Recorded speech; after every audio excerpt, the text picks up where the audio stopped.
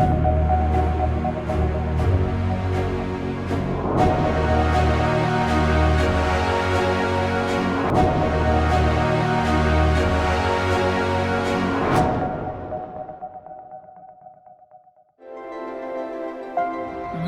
and good evening. I want to convey to all the participants and the organizers my very best wishes for Vishwarang 2020, the Tagore Literature and Arts Festival. Vishwarang 2020 की आप सभी को बहुत बहुत बधाई। ॐ असतो मा सद्गमय तमसो मा ज्योतिर्गमय। नमस्ते। विश्वरंग 2020 टैगोर अंतर्राष्ट्रीय साहित्य और कला उत्सव में आपका हार्दिक स्वागत है। हम लोग इसके सिंगापुर चैप्टर का निर्वहन कर रहे हैं और उसमें हम सिंगापुर से कला और साहित्य के कुछ रत्न ढूंढ कर लाए हैं। अगले 3 दिन आप 4-4 घंटों के सत्र में वो प्रोग्राम्स देखेंगे। आशा करती हूँ कि आप उन्हें सराहेंगे, उन्हें पसंद करेंगे और कलाकारों का हौसला बढ़ाएंगे। और इस कार्यक्रम के खत्म होने के बाद भी विश्वरंग और विश्वरंग भारत के साथ जुड़े रहेंगे। कुछ यादें, कुछ स्मृतियाँ, कुछ कला के रंग आपके साथ इस उत्सव के बाद भी रह जाएं, यही हमारी आपसे आशा है, विनती है। बहुत बहुत स्वागत। सिंगापुर की एक खास बात है, वैसे तो इतनी छोटी जगह है, लेकिन यहाँ पर कला और कलाकार भरपूर हैं। नमस्कार, मेरा नाम है Gauri Gupta and I am the Director of Arts for Vishwarang 2020. And it is my pleasure to bring before you all the talented artists, dancers, singers, actors, thinkers of Singapore in some very specially curated and created programs which are uniquely Singapore.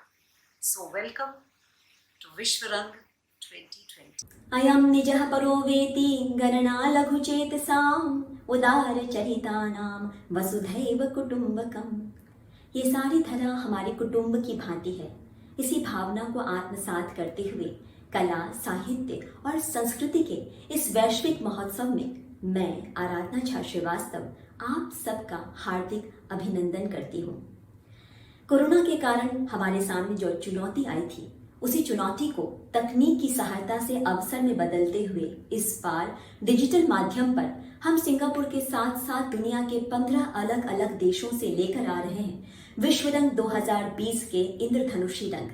इसी तकनीक का ही कमाल कहें कि इस बार हम आपकी मुलाकात सिंगापुर की कुछ ऐसी प्रसिद्ध हस्तियों के साथ कराने जा रहे हैं जो अमूमन काफी व्यस्त रहते हैं और जिनसे संवाद के अवसर बड़ी मुश्किल से मिल पाते हैं।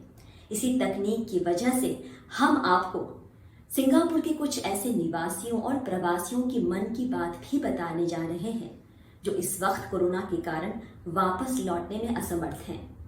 तो इसी तकनीक के सूत्र से इन सब को जोड़कर विश्वरंग के सिंगापुर अध्याय में हम आपके सामने लेकर आ रहे हैं अनुभवी पीढ़ियों के मार्गदर्शन के साथ साथ नई पीढ़ी की ऊर्जा और उनका उत्साह। आइए अपनी सहभागिता और सहयोग से हमारा मान और मनोबल दोनों बढ़ाइए। धन्यवाद। My best wishes to Vishwarang 2020. Good morning, Shadula. Best wishes to you and your amazing team on the upcoming festival. I know you have put in a lot of efforts, so I'm sure it will turn out to be an awesome success. All the best. Cheers. Hi, I wish Vishwarang 2020 a really good start.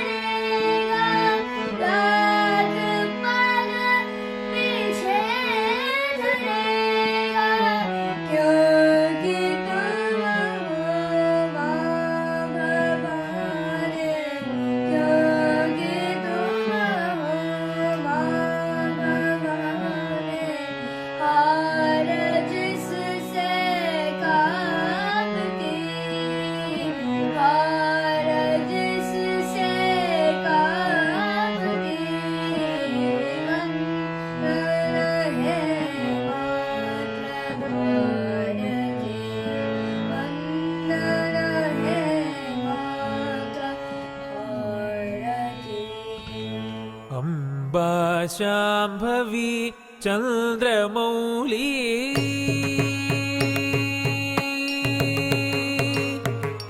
Amba Shambhavi Chandramouli अमलापर्ण Uma Parvati Amba Shambhavi Chandramouli अमला अपर्ण उमा पार्वती काली Haimavati Shiva Trinayani कार्त्यायनी Bhairavi.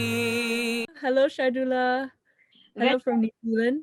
Welcome, Deborah, to Vishwarang 2020 Tagore International Literature and Arts Festival.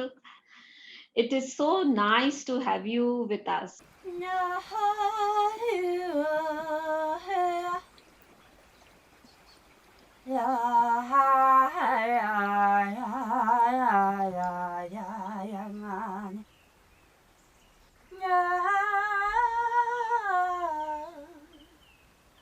I am in between, a hummingbird hovering mid-flight, a zebra stopping for a drink at a lake where the water is not quite liquid, not quite solid.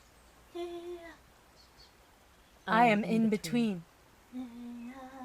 multiplying into fractals, expanding, splitting apart, deconstructing, becoming who I already am and am not.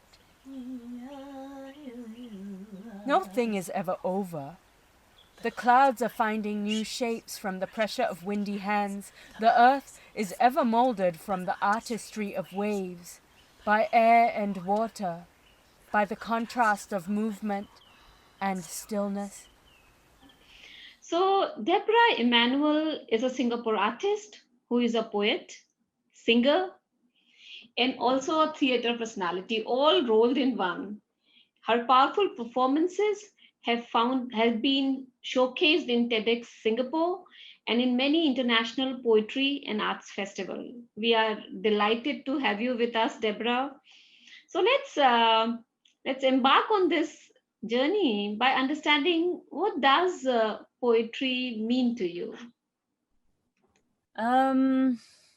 Well, it's actually one of the first ways that I started expressing myself. So when I had a lot of issues when I was a kid, I used to feel so many emotions all the time. Poetry was the first way that I found that I could get the feelings out of me so that I could detach from them a little bit. And nobody taught me how to do it. It's pretty interesting. Now when I think back, I'm like, how did I decide that that was going to be the way that I express myself? I don't remember deciding, I just remember that at some point I wanted to do it. And so I just kept doing it. And the first poems that I found that I had written, I was, below the age of 10 or something, so it's been a way for me to understand what's going on within my mind, for me to heal, and for me to share my story, and for me to make sense of the world. मान लीजिए आज तारीख है 5 अगस्त और साल है 1943। एक और नेताजी सुभाष चंद्र बोस खड़े हैं और दूसरी ओर है इंडियन नेशनल आर्मी, और पडांग के नाम से मशहूर ये मैदान गूंज रहा है चलो दिल्ली और जय हिंद के नारों से। नमस्कार। भारत के स्वतंत्रता संग्राम में नेताजी सुभाष चंद्र बोस का नाम स्वर्णिम अक्षरों से लिखा हुआ है। सिंगापुर के साथ नेताजी का एक ऐतिहासिक संबंध रहा है। हम मिलेंगे आज डॉक्टर गौरी कृष्णन के साथ। नमस्ते गौरी जी। नमस्ते। एक जानी मानी क्यूरेटर, कला इतिहासकार तथा शोधकर्ता डॉक्टर गौरी कृष्णन का विश्व रंग के मंच पर स्वागत है। खूब खूब धन्यवाद। तो आपसे मैं जो प्रश्न पूछना चाहती हूँ गौरी जी, आजाद हिंद फौज का सिंगापुर के साथ संपर्क और नेताजी का योगदान भारत की स्वतंत्रता की लड़ाई में जो था वो तो बहुत ही महत्वपूर्ण है, तो उसके ऊपर आप कुछ हमें ज्ञान दीजिए। जरूर। तो ये थोड़ी एक पहले पूर्व भूमिका समझनी होगी। हम सब ये जानते हैं कि आज़ाद हिंद फौज की नींव सिंगापुर में ही रखी गई थी और यहाँ से काफ़ी सिपाहियों को मोबिलाइज किया था। पर जब नेताजी सिंगापुर आए 1943 में जुलाई में, तो उस वक्त यहाँ पर ऑलरेडी तब ब्रिटिश चले गए थे और जापानियों का राज था, और यहाँ के जो इंडियन सोल्जर्स जो ब्रिटिश आर्मी में उस वक्त थे उनको प्रिजनर्स ऑफ वॉर बनाया गया था। और ये लोगों के एक लीडर थे कैप्टन मोहन सिंह, और at the same time Japan में एक भारतीय लीडर थे श्री रासबिहारी बोस। उन्होंने इंडियन इंडिपेंडेंस लीग का आंदोलन शुरू किया था और उनकी काफी उम्र भी हो रही थी, तो उनको भी एक लीडर की जरूरत थी जो नौजवान हो, आइडियलिस्टिक हो और जिसका एक कैरिस्मा हो। तो उन्होंने, जब नेताजी सिंगापुर आए तब वो बर्लिन गए थे, भारत से वो बर्लिन गए थे, वहां उन्होंने आंदोलन शुरू किया और फिर उन्हें लगा कि अब हमें साउथ ईस्ट एशिया में पहुंचना चाहिए, वहां से फिर भारत की तरफ कूच करनी है। तो वो मलाया पहुंचे।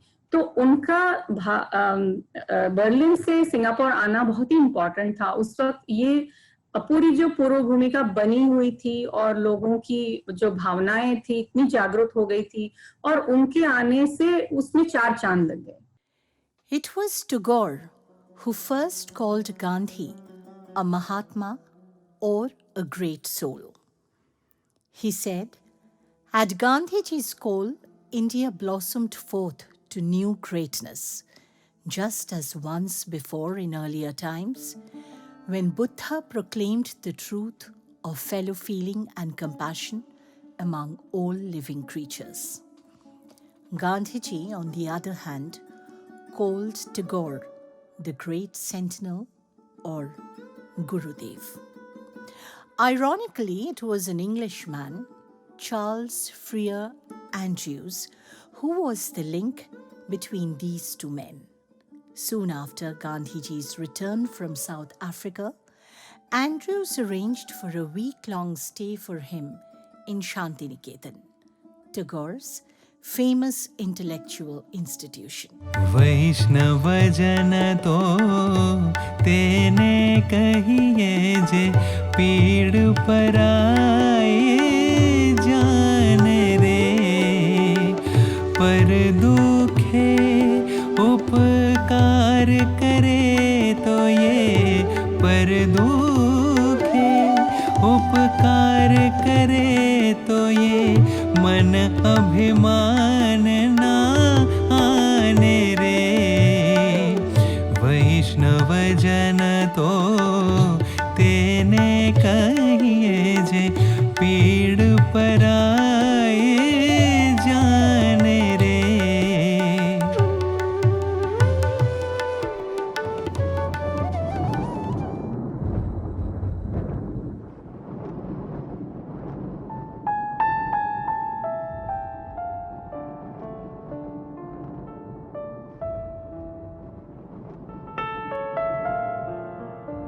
तुम राधे बनो Shyam, Shyam Shyam.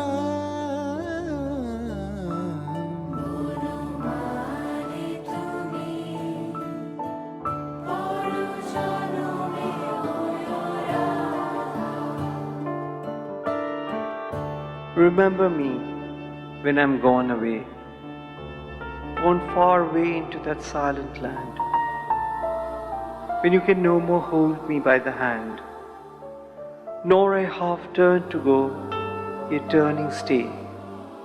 Remember me when no more day by day you tell me of our future that you planned. Only remember me, you understand. सघन सावन लाई कदम बहार, मथुरा से डोली लाए चारों का हार, नहीं आए नहीं आए केसरिया बलमा हमारा।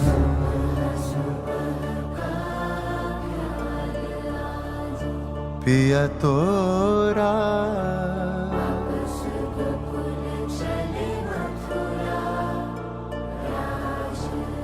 कैसा अभिमान,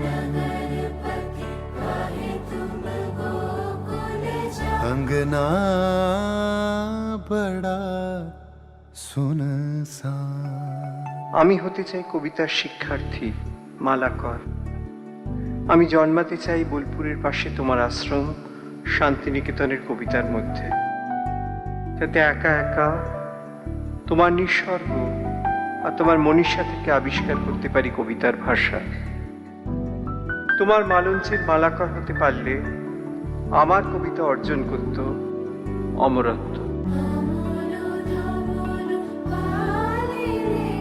তোমার শব্দের পদচিহ্ন ধরে এই কালো স্রোতে তোমাকে খুঁজি, ক্রমশই বুঝি তুমি শাশ্বতের উৎসধারা।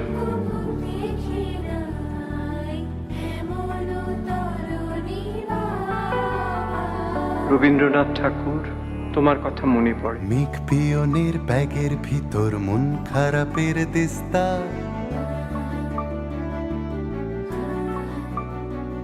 মন খারাপ হলে কুয়াশা হয়, ব্যাকুল হলে তিস্তা। सखी हम मोहन अभी सारे जाओ, बोलो हम एतत सुख कहाँ पाओ।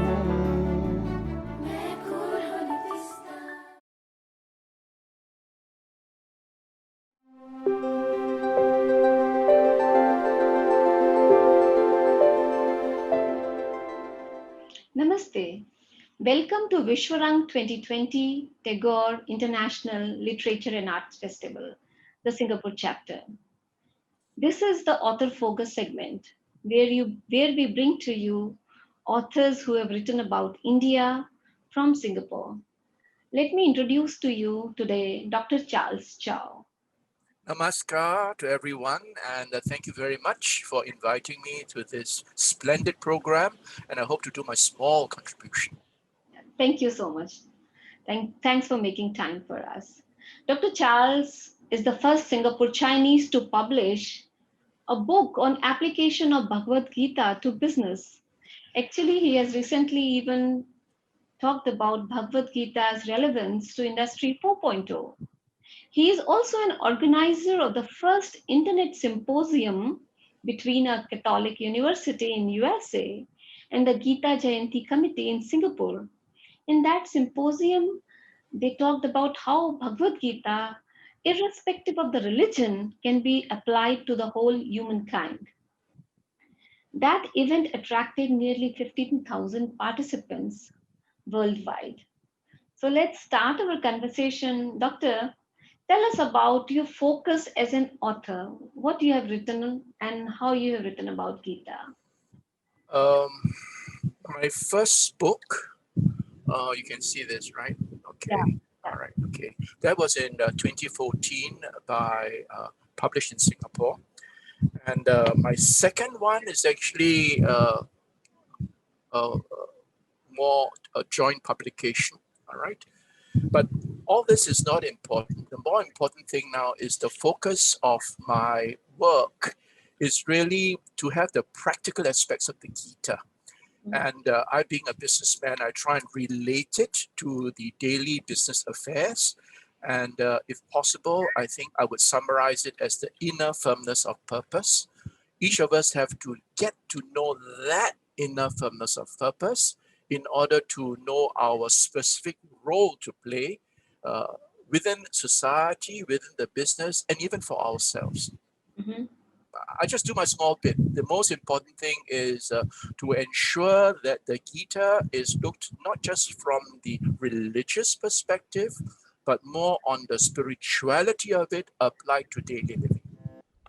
कहा सौमित्री ने कर जोड़ कर तब, रहा यह दास तुमको छोड़कर कब, रहे क्या आज जाता देख वन को, करो दोषी न इतना नाथ जन को, तुम ही माता पिता हो और भ्राता, तुम ही सर्वस्व मेरे हो विधाता, रहूंगा मैं कहोगे तो रहूंगा, नरक की यातना को भी सहूंगा, विनश्वर जीव होता तो न सहता, तदापि क्या रह सकेगा देह दहता, कला क्रीड़ा कुतुक मृगयाभिनय में, सभा संलाप निर्णय और नय में, जिसे है साथ रखा नाथ तुमने, उसी से आज खींचा हाथ तुमने, यहाँ मेरे बिना क्या रुक रहेगा, न अपना भार भी यह तन सहेगा, तुम ही हो एक अंतर्व्याह्य मेरे, नहीं क्या फूल फल भी ग्राह्य मेरे, न रखो आज ही यदि साथ मुझको, चले जाओ हटाकर नाथ मुझको। लक्ष्मण हुए वियोग जयी और उर्मिला प्रेममयी, वह भी सब कुछ जान गई, विवश भाव से मान गई, श्री सीता के कंधे पर आंसू बरस पड़े झर झर, पहन तरल तर हीरे से, कहा उन्होंने धीरे से, बहन धैर्य का अवसर है, वह बोली अब ईश्वर है, सीता बोली कि हाँ बहन, सभी कहीं गृह हो कि गहन, कौशल्या क्या करती थी, कुछ कुछ धीरज धरती थी, प्रभु की वाणी कट न सकी, युक्ति एक भी अट न सकी, प्रथम सुमित्रा भ्रांत हुई, फिर क्रम क्रम से शांत हुई, खड़ी रहीं न हिली डुली, उठी न लक्ष्मण की आंखें, जकड़ी रही पलक पांखें, किंतु कल्पना घटी नहीं, उदित उर्मिला हटी नहीं, खड़ी हुई हृदय स्थल में, पूछ रही थी पल पल में, मैं क्या करूं, चलूं कि रहूं, हाय और क्या आज कहूं, आह कितना सकरुण मुख था, आर्द सरोज अरुण मुख था, लक्ष्मण ने सोचा कि अहो कैसे कहूं चलो कि रहो, यदि तुम भी प्रस्तुत होगी तो संकोच सोच दोगी, प्रभुवर बाधा पावेंगे, छोड़ मुझे भी जावेंगे, नहीं नहीं यह बात न हो, रहो रहो हे प्रिय, रहो यह भी मेरे लिए सहो। चूड़ियों के अर्थ जो हैं मणिमयी, अंग की ही कांति कुंदन बन गई, एक ओर विशाल दर्पण है लगा, पार्श्व से प्रतिबिंब जिसमें है जगा, मंदिरस्था कौन यह देवी भला, किस कृति के अर्थ है इसकी कला, स्वर्ग का यह सुमन धरती पर खिला, नाम है इसका उचित ही उर्मिला, नाम है इसका उचित ही उर्मिला।